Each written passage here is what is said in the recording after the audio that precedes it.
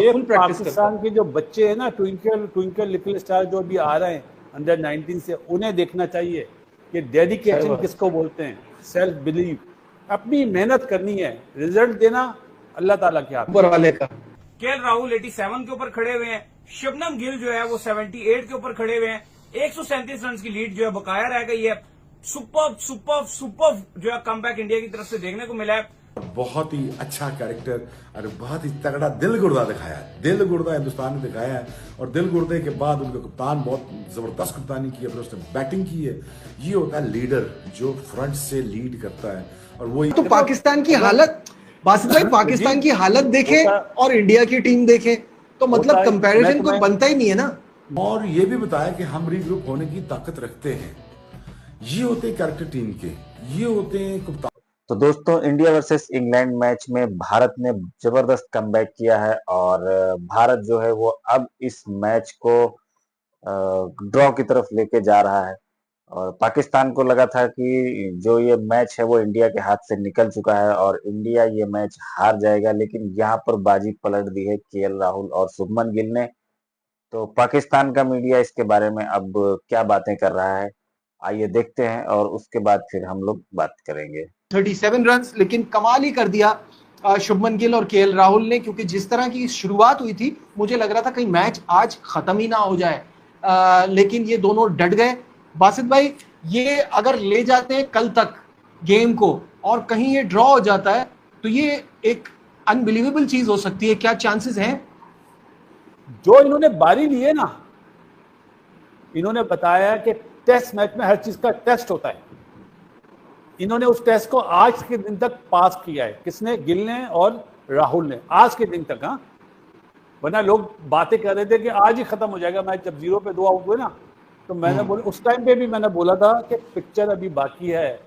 Test में मैं तो आपको खुद कह रहा हूं कि मुझे लगा कि आज खत्म हो जाएगा, क्योंकि जिस तरह का प्रेशर था ना, लेकिन ये दोनों बहुत बहुत उम्दा खेले। अरे भाई, इंग्लैंड के लिए तो सरप्राइज पैकेज ये हुआ, वोक्स ने 2 आउट कर दिया 2 बॉलों में, क्योंकि बेन स्टोक तो बॉल नहीं करेगा। ये वाला मसला किसी ने नहीं सोचा होगा।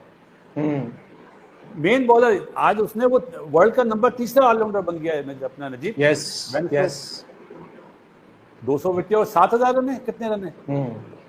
सही है।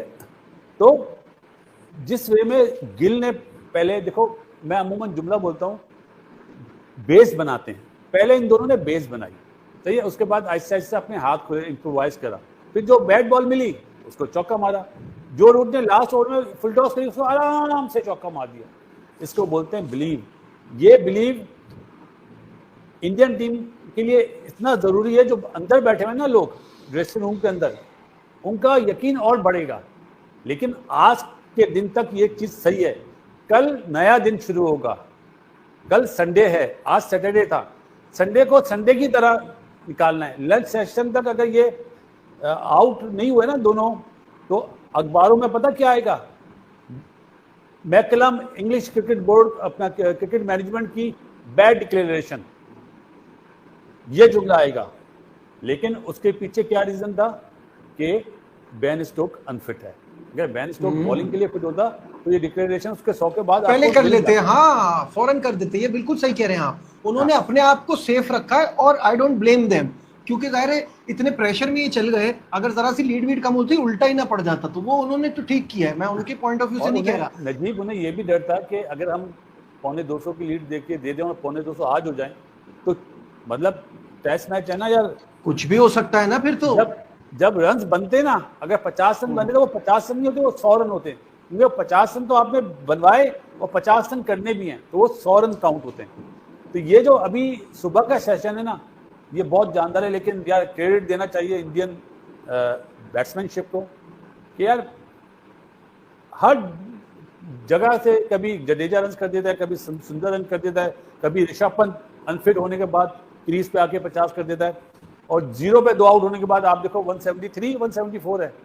174 कितनी बड़ी पार्टनरशिप करी अभी।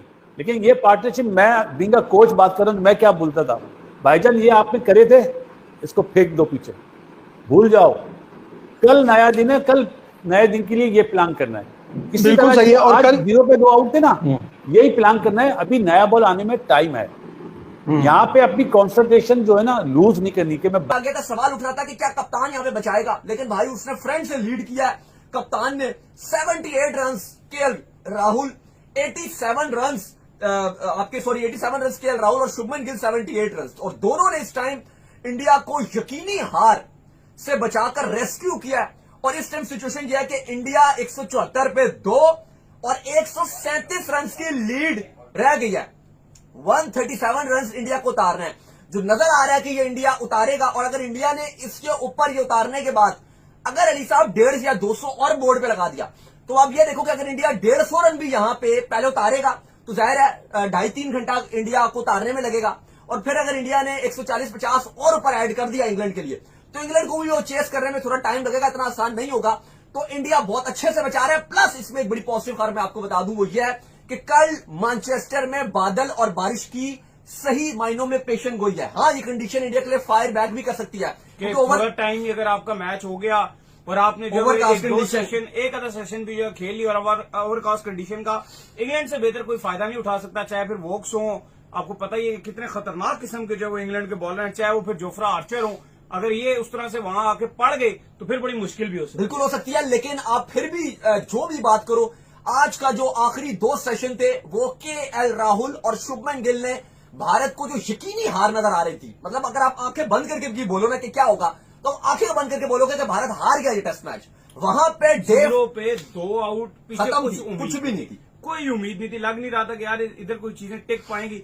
लेकिन जिस तरीके से मैं अभी दाऊद से वीडियो शुरू भी नहीं हुई थी, मैं दाऊद को बोल रहा था यार केएल राहुल बहुत कमाल का बैट्समैन है, प्रॉपर बैट्समैन है, कोई ऐसी चीज नहीं है जो उसके अंदर कमी हो। आप एशियन कंडीशन में उसको खिलाओ, वो वहां पर आपको रन्स करके देगा, T20 में रन्स करेगा, ओडीआई में रन्स करेगा, टेस्ट में वो आपको रन्स करके देगा। Most underrated player. अगर आपने राहुल की बात किया तो इस टेस्ट सीरीज में जरा सुन लीजिए कि राहुल ने इंडिया के लिए क्या क्या किया है। पहले टेस्ट मैच में राहुल ने 42 रन की पारी। तो दोस्तों, इंडिया ने दूसरी इनिंग में बहुत जबरदस्त बैटिंग की है और हालांकि 2 विकेट गिरे हुए हैं, साई सुदर्शन भी ज्यादा कुछ नहीं कर पाए और जो है यशस्वी जायसवाल भी जल्दी आउट हो गए। लेकिन केएल राहुल को मानना पड़ेगा और शुभमन गिल को, ये दोनों प्लेयर खड़े हुए हैं और अभी भी लगभग 135 से 40 रन के आसपास इंडिया को और बनाने हैं। लेकिन अभी दिन पड़ा हुआ है, ये दोनों प्लेयर खेलेंगे और उसके बाद में फिर जो बाकी के प्लेयर हैं उनको भी खेलना है। तो इंग्लैंड के जीतने की संभावना जो है वो काफी ज्यादा कम कर दी है इन दोनों प्लेयर्स ने।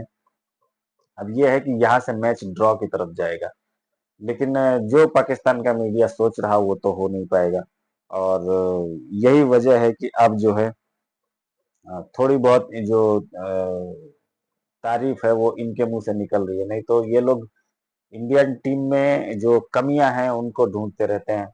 जिस तरह से अपनी टीम को गालियां देते हैं उसी तरीके से ये इंडियन टीम को भी गालियां देते हैं, थोड़ा सा 19-20 होता है तो। जबकि इंडिया की ऑडियंस और इंडिया के क्रिकेट फैंस ऐसे नहीं है, मैच जीते या हारे टीम के साथ ही रहते हैं।